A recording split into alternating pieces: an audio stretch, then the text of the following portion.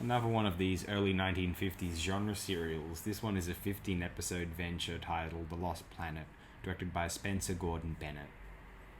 The story behind the production is somewhat interesting. It was intended as a sequel to a Captain Video serial, but they wound up changing characters' names despite keeping the same sets and props. Captain Video is somewhat prominent, not that serial itself, but what it was based upon. Captain Video is actually known as the first American science fiction television program, which aired from 1949 to 1955. Captain Video was prominent enough that it wound up recruiting the likes of Arthur C. Clarke, Isaac Asimov, Jack Vance, and Robert Sheckley to pen scripts, apparently. Anyway, The Lost Planet, I found it rather tedious, although that was more due to its length. 15 episodes of 15 minutes, trying to view it as a fluctuating, poorly plotted feature. The production values aren't outstanding. It tries to build tension, but in typical serial fare, there's brainwashings, imprisonings, escapes. We've seen it all before. I do not have an extensive amount to share about 1953's The Lost Planet. Spencer G. Bennet also directed that Mysterious Island serial from 1951 and 1953's Killer Ape. And it's certainly superior to that Mysterious Island production. I think I'm just losing my patience for this sort of nonsense. And as a result, let's read what IMDb user reviews have to say. There's 3 of them.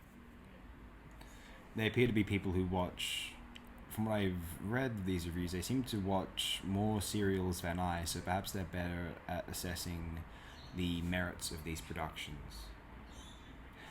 And here's what they have to say. It's not wholly... It's not sunny.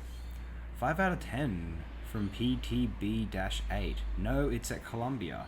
Hilarious papier-mâché space cereal from the last wobbly days of Columbia's cereal production line. This provokes screaming, gaping laughter from kids if they are lucky enough to see it. Lucky?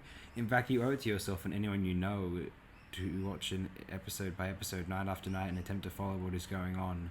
In the same demented league as Flying Discman from Mars or the near-pornographic 1936 Republic masterpiece Undersea Kingdom, let me assure you we are not in Flash Gordon territory. Well, we are if PRC ever made serials, but they didn't, so Columbia made a few as if they did.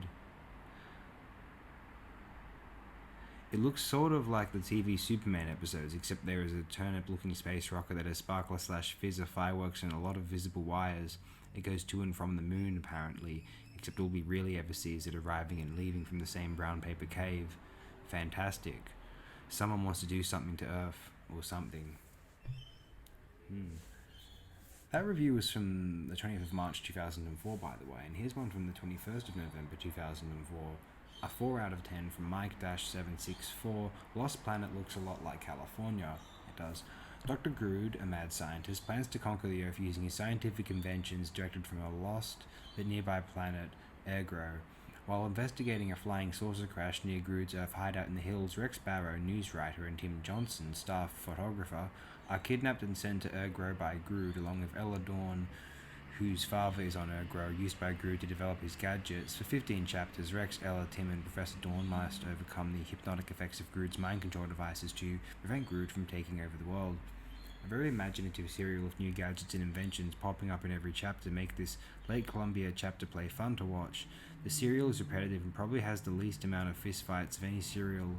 I think they all happened when Rex was invisible fighting Grood's planet guards. Yeah. The addition of the Racketeer character, Wolper, doesn't help the serial like the character should have. The bad character should have been meaner, in my opinion. Rating based on serials, 4. And then this is from 31st of January 2020. Some Stu Oz. I think I've looked at this name on these reviews before. Columbia had made better serials than this. One of Columbia's very last old-time black and white movie serials. The best thing about this serial is the title itself. I was not a child of the 50s, but rather a child of the 70s, so perhaps I have a different take on black and white serials than older viewers do. Whatever the case, I view Columbia's Batman and Robin serial, 1949, as the hands-down best serial ever made, and I'm always on the lookout for another Columbia serial that might just come close to the quality of Batman and Robin, 1949. No luck with The Lost Planet, 1953. On the positive side, Planet is different to just about every serial I've ever seen. Instead of endless fights, it is endless boring people, some in a zombie state, talking about boring things. I wish I could use more educated language than that, but right now this serial is getting on my nerves because I expected something better. Granted, I could not make it past chapter 3, and the faded YouTube print I watched looked like it came from under a rock, but I would not bother with this one. If you wish to see an old-time black and white movie serial set in outer space, I would go for Universal's Buck Rogers, 1939, or Republic's Radar Men from the Moon, 1952.